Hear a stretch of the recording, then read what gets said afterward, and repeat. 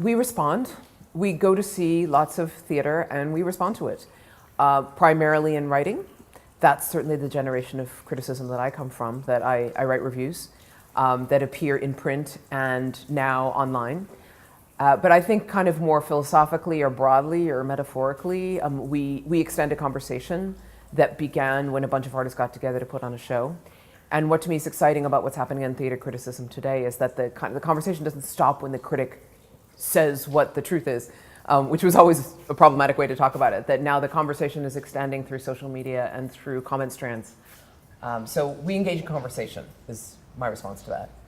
I think that's the perfect way of describing what we do, is continuing conversations that have begun by performances, by artworks, and we lead that into the public domain slightly more, I guess, and enable people to argue with us. Usually the truth is not revealed in the first criticism or the third, but somewhere in the subsequent conversation that goes on amongst other people.